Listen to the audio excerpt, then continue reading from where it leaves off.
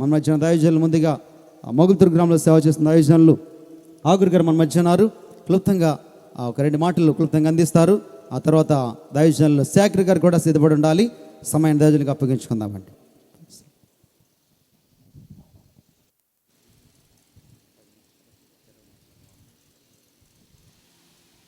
హల్లెలూయా.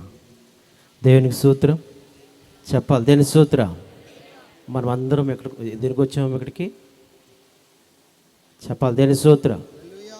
ఎందుకంటే ప్రతి ఒక్కరిలో కూడా మరి నిరాశతోనే ప్రతి ఒక్కరు కూర్చున్నారు. కానీ మనము ఇక్కడికి వచ్చింది దేని కొరకు తెలుసండి?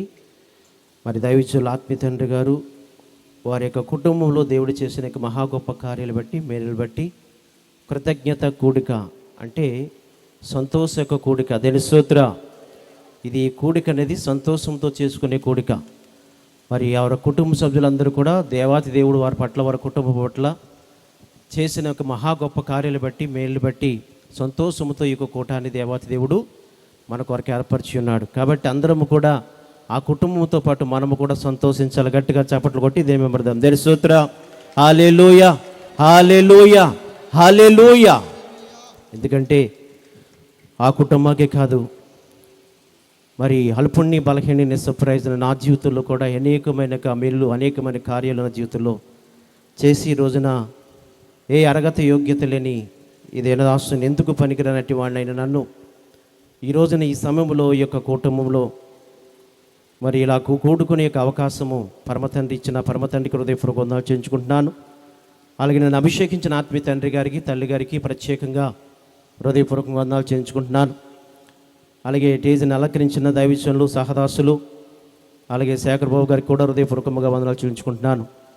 కూడి వచ్చిన యొక్క సంఘ బిడ్డలకి, ఆర్కెస్ట్రా వారికి అందరికీ కూడా హృదయపూర్వకంగా మరొకసారి వందనాలు చెల్లించుకుంటున్నాను. దేని స్తోత్రం.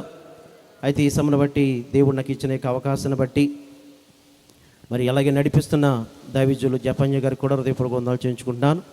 దేవుడిని నాకు ఇచ్చిన యొక్క అవకాశాన్ని బట్టి ఒక మాట చదివించి చిన్న గ్రీటు కొన్ని విషయాలు మీకు చెప్పి త్వరగా ముగించడానికి ప్రయత్నం చేస్తాను. సజీవుడు సర్వాధికారిణక దేవాతి దేవుడు మనందరికీ తోడైనను గాక. మంచిది. యోహాను సువార్త 15వ అధ్యాయం 15లో 8వ అధ్యాయం ఒకసారి చదువుకుందాం. బహుగా ఫలించుట వలన మీరు బహుగా ఫలించుట వలన నా తండ్రి మహిమపరచబడును, నా తండ్రి మహిమపరచబడును. ఇందువలన మీరు నా శిష్యులగుదురు, మీరు నాకు శిష్యులగుదురు. చాలు. దేవునికి స్తోత్రం. సజీవుడు సర్వాధికారిణక దేవాతి దేవుడు మనందరితో కూడా మాట్లాడును గాక. మంచిది. సమయంలో మరి ప్రభువైన యేసుక్రీస్తుకి ప్రధాన శిష్యుడు, చాలా ప్రాముఖ్యమైన శిష్యుడైన యోహాను గారు ద్వారా ఇక్కడ ఈ లేఖనాల ద్వారా ప్రభు మనతో మాట్లాడుతున్న మాటను మనం ఈ రోజున జ్ఞానించుకోవచ్చు. అయితే ఆయన ద్వారాగా మాట్లాడుతున్న మాట ఏంటంటే, మీరు బహుగా ఫలించుట వలన నా తండ్రి మహిమపరచబడును అని మాట్లాడుతున్నాడు. అయితే బహుగా ఫలించుట వలన నా తండ్రి మహిమపరచబడుతున్నాడు అన్న మాటకి చాలామంది కూడా ఏమనుకుంటారంటే, ప్రభువైన యేసుక్రీస్తుని మరి నమ్ముకున్న తర్వాత ఈ లోకములో చాలా కలిసి వచ్చింది. మరి బంగారం కావచ్చు, డబ్బు కావచ్చు, ఇలా ఎన్నో విధాలుగా ఈ లోకాసం లేక బహుమానాలు అనేవి ఒక ఉన్నతమైన స్థాయిలో దేవుడు మమ్మల్ని నిలబెట్టాడు అని చాలామంది అనుకుంటూ ఉంటారు. ఓకే, అయితే అవి దేవుడు కలగజేస్తాడు. అయితే మనం అనుకున్నట్లుగా ఈ లోకంలో డబ్బు కావచ్చు, బంగారం కావచ్చు, పేరు కావచ్చు, కీర్తి కావచ్చు, ఈ లోకములో ఉన్నవి ఏ బహుమానాలు అంతవద్దండి ఘనమైన జీవితం మనము ఏది సంపాదించుకున్నది తాత్కాలికమే తప్ప శాశ్వతమైనది ఏమాత్రము కూడా కాదు. దేని సూత్రం. ఈ లోకంలో ఉన్నది ఏదైనా సరే లయమైపోయేదే తప్ప మనతో పాటు వచ్చేది ఏది కూడా లేదు. కానీ ఇక్కడ యోహాను భక్తుడి ద్వారా పరిశుద్ధాత్మ దేవుడు రాయించిన ఈ యొక్క మాటకు అర్థం ఏంటంటే, మీరు బహుగా ఫలించటం వలన నా తండ్రి మహిమపరచబడును అనే యొక్క మాటకు అర్థం ఏంటంటే, ఈ రోజున ఈ కృతజ్ఞత కూడికి వచ్చిన ప్రతి ఒక్కరు కూడా, అంటే హోలీ బెతస్త యేసరత్నం అనే యొక్క ప్రణకులో దైవజనులు ఆత్మీయ తండ్రి గారు ద్వారాగా మరి దేవుడు సంఘాన్ని కట్టి ఈ రోజున మనమందరము కూడా ఈ రోజున ఈ కూటములో కూడుకుంటానికి కారణం ఏంటంటే, నిజమైన ఫలింపు ఇదే. దేవుని స్తోత్ర. నిజమైన ఫలింపు ఇదే. ఎందుకంటే ఆయన బహుగా ఫలించబడ్డాడు. ఆయన ఎలా ఫలించబడ్డాడు? దైవజనుల ఆత్మీయ తండ్రి గారు వారి కుటుంబం కూడా బహుగా ఫలించటం అంటే ఈ లోకసారమైన డబ్బు కావచ్చు, బంగారం కావచ్చు, ఇంకోటి కావచ్చు కాదు. కానీ ఆయన ఎలా ఫలించాడు అనేది మనం పరిశీలన చేసుకుంటుంటే ఈరోజున కూడి వచ్చిన వారందరూ కూడా దానికి ఒక ఉదాహరణ. ధనిషోత్ర కూడి వచ్చిన వారందరూ కూడా ఒక ఉదాహరణ అనమాట. ఎందుకంటే ఒక చోట ఉంటుంది, భూలోకములో ఒక పాపి రక్షించబడట పరలోక రాజ్యంలో తండ్రికి ఎంతో సంతోషం అన్నాడు. ధనిషోత్ర. ఎందుకంటే మీతో పాటు నేను కూడా అర్థమవుతుందండి, నేను కూడా ఒక వ్యక్తిని. మీరు ఎలాగోతే ఒలి పెదస్తే ఏసురత్నం అనే ప్రణాళికలో ఆత్మీయ తండ్రి గారి ద్వారాగా, తల్లి గారి ద్వారాగా రక్షణ పొందుకుని, బాత్మీషం పొందుకుని, ఈ రోజున దేవునిలో ఉంటూ దేవునికి ఆత్మీయ మేలులు పొందుకుంటూ దేవునికి సాక్షిగా ఎలాగైతే మీరు నిలబడ్డారో మీతో పాటు నేను కూడా ఒకనై ఉన్నాను. ధనిషోత్ర. ఆయన ఎలా ఫలించాడు అనేది కొన్ని విషయాలు చెప్తున్నాను. ఎలాగంటే నేను ఒకప్పుడు భయంకరంగా తాగుబోతుని, ఎనభై చేస్తూ, మరి నాకు వచ్చే ఒక రాబడిని బట్టి, ఈ లోక సావాసాన్ని బట్టి, లోక స్నేహాన్ని బట్టి పెనుగొండ గ్రామంలో భయంకరంగా మద్యానికి బానిసనైపోయి ఒక నీచమైన జీవితాన్ని జీవిస్తూ ఒక అసలు ఏమాత్రం కూడా ఇలువలేని వాడినై మరి పెనుగొండ గ్రామంలో మరి సంత మార్కెట్లో ఫుల్లుగా తాగేసి పడుకుంటున్నప్పుడు కుక్కలు వచ్చి పాసుకేస్తున్న అంత మహాభయంకరమైన జీవితం నా జీవితము. అంతేకాకుండా ఈ యాసంటేవరంలో పెద్దపేటలో మా తోరు అక్కడ కూడా ఒక వ్యక్తితోటి అప్పుడే ఊడిపూడిసిన ఆ ఊడుపు చేతులు కూడా విపరీతంగా తాగేసి ఆ మధ్యములో ఆ ఊడుపు చేనంతా కూడా తొక్కేసి భయంకరంగా పాడు చేసిన మహాభయంకరమైన జీవితం నా జీవితం. అర్థమవుతుందండి? అసలు విలువలేని జీవితం, ఎందుకు పనికిరాని జీవితము, ఆ భయంకరంగా జీవితము జీవిస్తున్న ఆలోచించండి.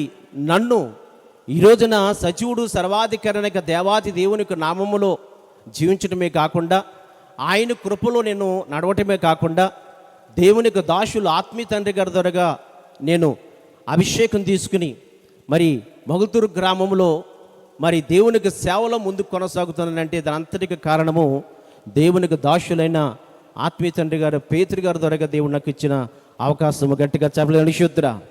ఎందుకంటే ప్రియ సహోదరులురా, బహుగా ఫలించటం అంటే అర్థమవుతుందండి, ఈ లోకసారముగా కాదు, కానీ ఏ అర్హత యోగ్యత లేని ఈ ఘోరమైన భయంకరమైన పాపాత్మని నన్ను ఈ రక్త ప్రణాళికలోకి వచ్చినప్పుడు ఏ శరీరము ఏసు రక్తము నాకు ఎప్పుడైతే ఇచ్చారో ఆ ఏ శరీరము ఏసు రక్తము ద్వారాగా నేను మరి పాపక్షమాపణ పొందుకుంటమే కాకుండా దేవునికి సందులో ఒక సాక్షిగా నిలబడడానికి దేవుడు ఎంతో కృప చూపించాడు.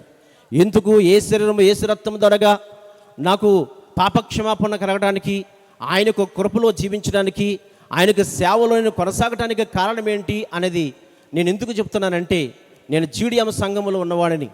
అయితే జీడిఎం సంఘములో ఉన్నప్పుడు ఒక రోజున నెలకొకసారి మరి ద్రాక్షరసము అంటే ఏ శరీరం ఏసు రక్తము ఇస్తున్నప్పుడు మరి ఆ మందిరములు పాల్గొంటున్నప్పుడు మరి నాతో పాటు నన్ను కాకుండా అందరికీ ఏసు అంటే బాత్మిషన్ తీసుకున్న వారు అందరికీ ఇచ్చారు, కానీ నన్ను మాత్రం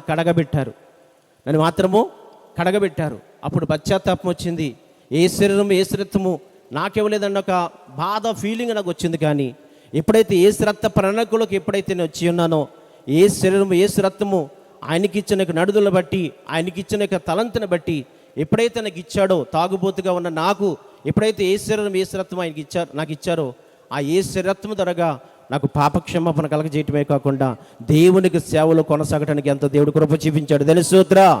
హల్లెలూయా. ఇంతమందిని ఆలోచించండి, ఇంతమందిని దేవుని కృపలో నడిపించడానికి కారణం ఏంటంటే, ఒకప్పుడు నేను ఇక్కడికి 20 సంవత్సరాలు అయింది, అంటే 22 సంవత్సరాలు అయింది ఇక్కడికి వచ్చి, ఈ యొక్క ప్రణాళికలోకి వచ్చి. అయితే నేను వచ్చినాక క్షణం మొదలుకుని ఇప్పుడు వరకు కూడా వారి కుటుంబంలో ఒక కుటుంబముగా ఒక వ్యక్తిగా నేను చూశారు తప్ప వేరేగా చూడలేదు. ఎందుకు చెప్తున్నానంటే మాటలు, నేను ఎప్పుడైతే ఇక్కడ ఈ ప్రణాళికలోకి వచ్చానో ఆయనతో ఎక్కువగా సావాసం చేస్తున్నప్పుడు, ఆయన దేవునికి సేవలో ముందుకు కొనసాగుతున్నప్పుడు ఎన్నో శ్రమలు, ఒకటి కాదు రెండు కాదు, ఎన్నో భయంకరమైన శ్రమలు, శోధనలు, నిందలు, అవమానాలు. అర్థమవుతుందండి. ఉండటానికి సరైన ఒక గృహం లేకుండా అద్దె కొంపల్లో ఉన్న రోజులు కూడా ఉన్నాయి. భయంకరముగా శ్రమలు, చాలా భయంకర ఇబ్బందులు. ఎందుకంటే 20 సంవత్సరాలు ఆయనతో సావాసం చేశాను ధనుషోత్రా, కాబట్టి నాకు బాగా తెలుసు.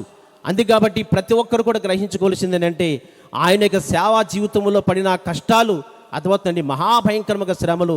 ఆ శ్రమలు ఏ విషయంలో కూడా కృంగిపోకుండా, పడిపోకుండా, నలిగిపోకుండా, లోకంలో కలిసిపోకుండా ప్రియ సహోదరుడా ఈ రోజున ఎంతమంది ఆత్మను రక్షించడానికి దేవుడు ఎంతో కృప చూపించాడు ధనుషోత్రా. ఇది కదా అసలైన ఫలాలు, ఇది కదా అర్థమవుతుందండి బహుగా ఫలించడం అంటే. యేసుక్రీస్తుని నమ్ముకున్న తర్వాత లక్షలు సంపాదించుకున్నాం, కోట్లు సంపాదించుకున్నాం, అది సాక్ష్యం కాదా? ఈ రోజున అర్థమవుతుందండి ఆయన సేవా జీవితంలో ఎన్నో కష్టాలు వచ్చినాయి, ఎన్నో శ్రమలు వచ్చినాయి.